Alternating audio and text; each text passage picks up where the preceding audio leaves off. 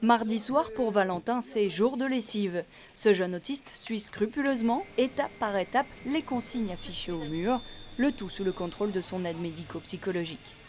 Pendant ce temps, au premier étage, dans son studio, Vianney, lui, fait le ménage. Vianney, par exemple, a des problèmes de praxie fine, et donc il a du mal à faire les mouvements qui demandent de la précision. On peut lui donner un coup de main, bien sûr, mais on est plus là pour lui dire comment organiser son travail plutôt que de le faire à sa place. Cet étudiant en physique fondamentale, qui a quitté le cocon familial, a enfin l'impression de vivre comme un jeune de son âge. On se sent grand en vivant dans un studio. On se sent vraiment étudiant, quoi. Je me dis que c'est ça la vraie vie étudiante. Pour sa maman, la nouvelle autonomie de son fils à Ronques est un soulagement. Alors que jusqu'ici, pour Vianney, comme pour les autres autistes de la résidence, il n'existait pas de réelle solution à leur handicap. Ils ne relevaient pas de structure classique puisqu'ils étaient trop autonomes et en même temps pas assez autonomes pour intégrer, pour vivre seuls dans un logement.